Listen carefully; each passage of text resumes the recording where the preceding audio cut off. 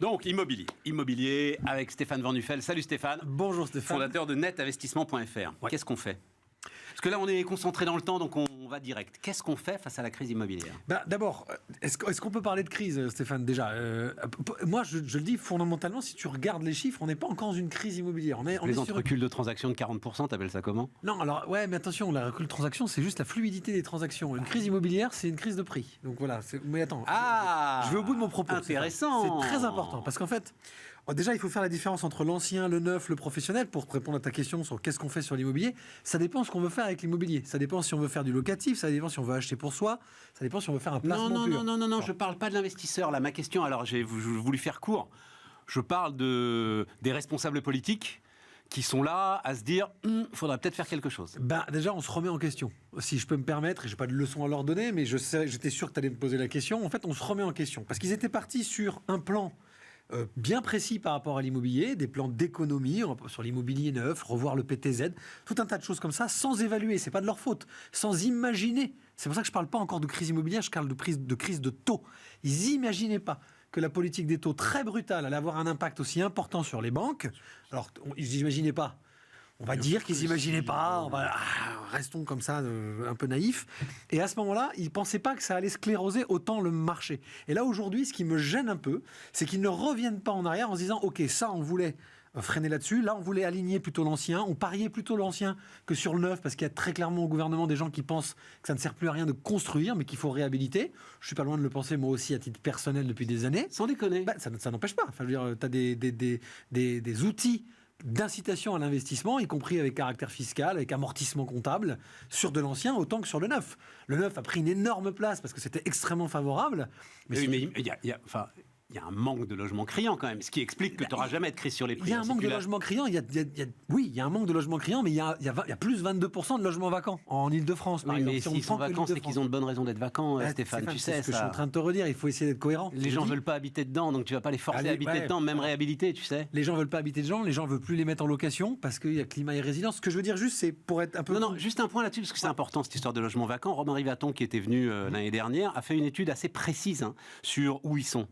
Et tu peux pas, c'est impossible en fait. Ces logements vacants sont en fait des logements qui ne seront jamais remplis. Tu penses particulièrement à l'ultra-banlieu ou à la province, évidemment. Tu peux pas y vivre de manière rationnelle. Il faut en prendre compte. Mais aujourd'hui, tu as énormément, par exemple, je te donne un exemple, tu as des opérateurs qui se sont spécialisés ces dernières années dans la réhabilitation immobilière, dans la réhabilitation, la restructuration des centres urbains. Ils se reconnaîtront en prenant quoi? En prenant des bureaux et en les transformant en immobilier résidentiel. Pourquoi? Parce que ces bureaux sont quasiment vides, ça reste des fonds propres pour les assureurs ou pour les banques à cause de Bâle 3 et Solvency 2, on ne va pas rentrer dans le détail, mais il y a énormément de contraintes. Et tout ça a fait que ce marché immobilier, on a voulu le repenser avec des yeux très financiers. Et je ne suis pas moi qui suis contre ça. Je veux dire, l'IFI à la place de l'ISF, ça se tient, c'est indiscutable. Maintenant, il y a une politique de taux due à l'inflation, à des éléments exogènes, et après une crise sanitaire, etc., qui font que le ministre des Finances et de l'économie, que je trouve plutôt pas trop mauvais sur certains sujets, là, il revient pas en arrière. Mais comme s'il voulait bien pas sûr. se dédire. Mais il peut pas revenir en arrière. Oui, mais Stéphane, à un moment donné, il peut pas. Très bien. Mais regarde les conséquences. Important. Si tu continues, mais les conséquences, est-ce que 2 milliards de plus ou de moins font quelque chose face à une telle envolée des taux d'intérêt? Rien. Donc ces 2 milliards n'arrosent pas le sable avec. C'est pas ça qui changera radicalement la donne. Donc, par exemple, je prends l'exemple, je fais exprès. C'est 2 milliards à peu près. On se connaît depuis plus de 10 ans et on n'est pas d'accord sur l'immobilier neuf. Je prends l'immobilier neuf. Voilà. Ils stoppent ces dispositifs d'immobilier neuf. Le PTZ, alors ils vont remonter peut-être le plafond, mais ils avaient annoncé dans leur conseil national de réflexion internationale entre groupes, je ne sais pas ce qu'ils font dans ces conseils, ils avaient annoncé que le PTZ allait être resserré. Ils vont le remonter, sauf qu'ils excluent les résidences principales, les résidences individuelles, les maisons, le rêve de tous les Français depuis le Covid.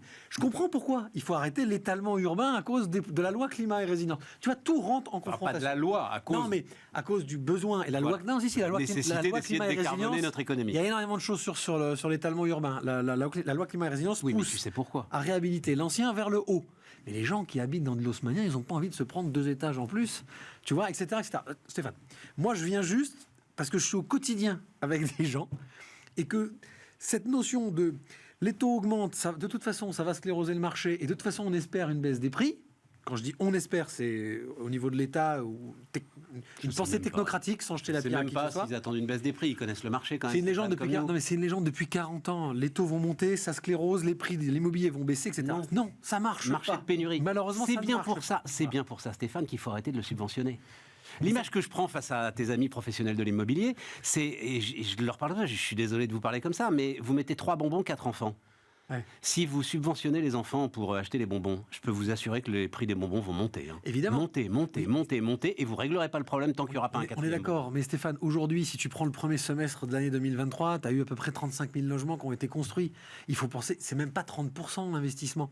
Le reste, c'est de la résidence principale et c'est de l'achat en bloc par la CDC ou par les offices HLM. Absolument. Donc il faut arrêter de penser que parce que les promoteurs immobiliers poussent à cette consommation avec des incitations fiscales, que ce soit même dans la réhabilitation avec les dispositifs Malraux, déficit foncier, on pourrait avoir le même raisonnement. Non, ce qui a fait monter les prix des 10 dernières années, c'est indéniablement l'écroulement total des taux, historiquement inexistant, aberrant d'avoir du 20 ans à 1%, Stéphane. Pourquoi ? Parce qu'en fait, financièrement, on s'était raté en 2008-2009, il a fallu à un moment donné injecter. On n'est pas dans des crises immobilières, ce sont des conséquences immobilières. Et moi, ce qui m'embête, je te donne ce chiffre-là parce que, tu le sais, je suis plutôt un libéral, mais là, ça me travaille.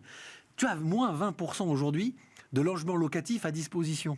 Tu as plus de 2 millions de demandes de logements sociaux. Qui c'est qui va prendre dans les dents ? Alors, c'est moi qui défends, ça va faire sourire des gens, mais oui, figurez-vous. Ce qui m'agace, c'est ça. Stéphane, c'est qu'en fait, tu ne peux pas recommencer à subventionner la demande tant que justement tu n'auras pas réglé le problème d'offre. Oui, mais tu le fais Macron, il y a 5 ans, il avait essayé, il y a 4 ans, 5 ans, il a essayé le choc d'offre. Ouais. Voilà. Pourquoi est-ce qu'il n'y arrive pas ? Parce qu'il est prisonnier sur le foncier. Parce que il y a des élections municipales entre les deux aussi qui ont complètement toujours le même. Tu retombes sur la pénurie de foncier organisée par les maires. C'est toujours le même sujet à la fin. Stéphane, je peux te raconter un truc. Je discute avec un promoteur immobilier qui m'explique, parce que évidemment, suite au CNR, Bruno Le Maire explique, je crois que c'est Bruno Le Maire ou peut-être le ministre Klein, qui explique qu'il compte sur les institutionnels pour remplacer finalement le particulier sur l'immobilier neuf pur. Là, on parle du collectif pur, en gros, la loi Pinel. Bon. Et le promoteur me dit, oui, mais on est contraint à un PLU dans l'entièreté du territoire français. Donc, tu es minimum 12% de logements sociaux. Et là, on est en train de s'imaginer que des compagnies d'assurance ou des banques, par l'intermédiaire de leurs compagnies, vont acheter des immeubles entiers pour mettre en locatif. Donc, ça devient leur fonds propres. Donc, ça rentre dans des contraintes de fonds propres minimum et de liquidité pour faire du logement social. Tous les assureurs ont dit, miette. Donc, dans ces cas-là, tu dégages le PLU et on n'achète que du privé intermédiaire de bonne qualité. Comme ça, en gros... on s'embête pas à porter le sujet à la place des autres, tu vois. Et tous ces sujets-là, je dis pas qu'il y a une bonne solution parce que je n'en ai pas en vrai. C'est pas mon boulot d'abord. Il m'appelle. Mais il est magnifique ton exemple parce qu'en fait, on est rattrapé par ce que notre cher ami Jean-Marc Daniel appelle l'usine à gaz. Les usines à gaz. Voilà. Toujours. À force d'empiler les règlements, les lois, etc. Ça y est, le château de cartes est devant nous. On bouge une toute petite carte, en l'occurrence les dispositifs fiscaux pour l'immobilier locatif. On a l'impression que le château entier s'effondre. Non, tu restes sur un marché de pénurie et il faut absolument commencer par régler le problème de l'offre. Stéphane, construire massivement. Je suis d'accord. Après, tu pourras commencer à subventionner la demande. Je vais me permettre donc de mettre aussi un peu d'eau dans mon vin, parce que tu le sais, moi je fais beaucoup d'immobilier, mais on n'a pas fait que du neuf. On s'est souvent, toi et moi, accrochés sur le sujet du neuf. Mais je t'entends là-dessus. S'il y a bien un domaine dans lequel je ne crois pas à cette notion de l'offre, alors que je suis plutôt quelqu'un de très tourné vers les politiques d'offre en industrie, en service, etc. Sur l'immobilier, j'y crois pas une seule seconde. Ça fait 50 ans, ça ne marche pas. Les gens ont besoin de carottes. C'est comme ça. En France, c'est naturel chez nous. Là, il y a un vrai sujet sur l'ancien. Je sais que le gouvernement a ça en tête et très clairement, le CNR, ils avaient annoncé beaucoup, privilégier cette notion de travailler sur l'ancien avec des dispositifs, alors complètement foirés. Le dispositif de Normandie. Pourquoi ? Parce que réduit à des centres-villes, on en reparlait, des villes où personne n'a envie d'aller vivre.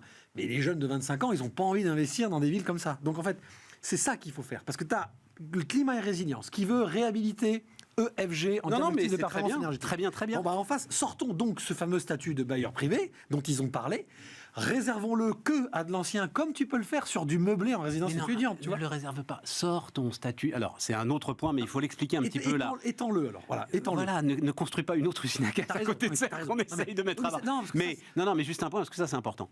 Dans la discussion budgétaire, juste l'expliquer à ceux qui nous regardent, dans la discussion budgétaire, en fait, assez curieusement, c'est le MODEM. Tu ne savais pas que ça servait à quelque chose. Ouais. Et donc, c'est le MODEM qui porte cette histoire de statut, effectivement, du bailleur immobilier. Je vais aller plus loin et quelque chose de plus simple. En gros, que celui qui est investisseur immobilier soit considéré comme un entrepreneur individuel. Voilà. Comme c'est avec report de déficit, avec tout ce que peut faire une entreprise. Alain Dinin, l'ancien patron de Nexity, disait c'est la solution. C'est très simple et c'est la solution qui pourrait tout changer. Et ça coûte très peu en finances publiques au regard des dispositifs de défiscalisation. C'est un statut. Alors ça te coûte très peu. Ça dépend jusqu'où tu le pousses. Parce que est-ce que le déficit, dans ces cas-là, serait reportable sur les revenus d'activité ou ça resterait des déficits reportables uniquement sur les revenus fonciers? Voilà. Pour faire simple, c'est un outil qui existe déjà pour les Français. Sur les revenus fonciers, quand même, tu as un statut. La location meublée non professionnelle, on bénéficie de ça. Aujourd'hui, vous louez une chambre étudiante, vous avez la possibilité d'amortir comptablement un petit peu chaque année votre bien. C'est une charge artificielle et comptable qui vous permet de ne pas payer d'impôts. Aucun impact sur votre fiscalité de vos autres revenus, ce qui était la différence avec les Pinel, etc., les autres lois. Bon, ça, on pourrait l'étendre. Et ça, c'est surtout, et tu peux l'étendre à un futur dispositif neuf et à un futur dispositif ancien. Pourquoi pas? Donc là, ça réunirait en fait tout le besoin de cet immobilier. On réhabilite d'un côté. Moi, je pense qu'il faut mettre une période fiscale supplémentaire sur la réhabilitation de l'ancien. Aujourd'hui, il faut faire quelque chose sur la réhabilitation. Tu as un autre problème qui est l'autre problème de ce choc d'offres à côté du foncier, c'est les bras. C'est les entreprises. T'as pas la main d'œuvre. C'est aussi simple. Tu l'as. Si, tu l'as, mais les prix montent. Non, mais là aussi, tu l'as pas. Aujourd'hui, oui. alors je sais pas, peut-être ceux qui nous regardent là appellent des entrepreneurs à droite ou à gauche. Globalement, l'échéance qu'ils te donnent, c'est entre 9 et 18 mois, quoi, pour espérer commencer des travaux. Tu vois. Oui. Alors moi, personnellement, je fais des travaux chez moi, j'ai trouvé quelqu'un. Mais il faut pas, il est plus cher. Métier, toi. Non, mais Stéphane, et puis c'est pas ça. Facture, non. Alors vraiment, ça rend. S'il y a bien des gens qui Monsieur Vendufer. S'il y a bien des gens qui ne veulent pas faire ça, c'est des gens qui font notre métier. Étant donné que nous on est régulé de A à Z, moi je sors d'ici, je suis régulé, je rentre, je suis régulé, et je serai régulé dans ce que j'ai dit. Donc fais attention. Mais non, mais je t'entends. Tout sur l'ancien, la réhabilitation. En fait, le choc d'offres, tu peux le faire sur l'ancien, la réhabilitation. Est-ce que tu vas chercher les 800, 900 000 logements qui manquent? Ça, alors là, pareil, tu vois, là, je m'écarte de mon propre discours il y a quelques années. Plus personne n'est capable. La seule chose que les rapports pro ou anti-loi de défiscalisation, sur lesquels je ne suis d'accord avec aucun des deux, ni sur les budgets liens, c'est sur ce qui manque. En fait, on ne sait pas ce qui manque. Alors, on peut se faire peur en disant il en manque 900 000. Ce que je sais, moi, c'est qu'aujourd'hui, il y a de plus en plus de gens qui n'arrivent plus à se loger sur le parc privé. Et ça ne va pas s'arranger, parce que c'est ce que j'allais commencer à te dire, moins 18% de logements privés à disposition. Quand tu as déjà 2,4 millions de demandeurs dans le logement social non fournis, donc il y a un truc qui ne va pas aller, c'est qu'on a de plus en plus de gens qui ne pourront pas se loger, et le Pinel, je suis désolé, ça servait à ça. Alors est-ce qu'il faut le remplacer ou pas? Je dis juste que tu ne peux pas arrêter comme ça quelque chose qui a subventionné, on l'appelle comme on veut, pendant des années un secteur, le stopper comme ça sans mettre en face une autre solution, peut-être plus contraignante, peut-être différenciante. Si tu peux, si tu espères, même à la marge, un léger choc de prix, tu peux. Stéphane, les promoteurs que je connais bien, les opérateurs immobiliers... Ça commence chez toi, là, à Bordeaux, là, j'ai vu les prix, ça commence à bien dévisser quand même. Là. Moins 8%, mais Stéphane, moins 8% par rapport à 2022. Ouais. Par rapport à 2020, non. En fait, c'est que Bordeaux, c'était devenu n'importe quoi. Mais tu vois, donc ça commence déjà à dévisser. La contraction des prix, c'est aussi des corrections qui sont... Et pour l'instant, les vendeurs tiennent. Mais petit à petit, c'est dans ces moments-là, tu le sais mieux que moi, il faut avoir une main forte. Ouais. Et donc, si tu as une main forte, malheureusement, le gouvernement est en train de s'affaiblir. Normalement, à un moment, les vendeurs lâchent. Et là, c'est là que tu te retrouves avec des moins 10, moins 12, moins 15. Ouais. J'ai du mal à croire à ça parce que pour l'instant, sur les 40 dernières années, toutes les études, et tu sais que je gère aussi une entreprise de B2B dans l'immobilier maintenant, on a fait beaucoup d'études avec des grands réseaux. Sur les 45 ans derniers, donc il y a eu 2-3 grosses crises, on va dire ça, années 80, début 2000 et puis 2008. Ça n'a pas marché, ça ne fonctionne pas. Une telle remontée des taux d'intérêt. Ouais, sauf que les gens, Stéphane, c'est ce qu'on essaie de dire, et la Fédération des promoteurs immobiliers rappelle ça au pouvoir public ces derniers temps. On vient de passer 10 ans qui ont créé une génération entière. Tous les jeunes qui travaillent pour moi, qui ont moins de 35 ans, ils n'ont pas connu des taux au-dessus de 4. Pour eux, c'est aberrant d'avoir un taux moyen à 3,25 sur 20 ans. Les gars, j'ai commencé, je faisais du 5,75. C'est normal. Enfin, je veux dire, ce qui n'a pas été normal, c'est qu'on ait eu des quantitative easing tellement puissants pendant 10 ans que tu empruntais de l'argent qui coûtait de l'argent à la banque. Et le risque aujourd'hui, c'est qu'on ait des Français qui n'aient pas du tout envie de vendre, du tout, parce que comme ils ont emprunté à l'époque on est d'accord, à 1,50, ils vont pas aller vendre pour réemprunter à 3,5. C'est le retour du cycle, Stéphane. Ouais, mais bon, là on peut parler de Condratier si tu veux, mais c'est un peu plus long quand même. Merci d'être venu nous voir. Avec plaisir, ça fait du bien. Je ne sais pas si ça vous a éclairé un petit peu. Ouais. En tout cas, vous aurez compris qu'on peut être en désaccord profond sur l'immobilier, quoique je ne suis pas sûr. Non, mais au fond, non. Il faut faire de l'immobilier. Allez, l'industrie, c'est parti.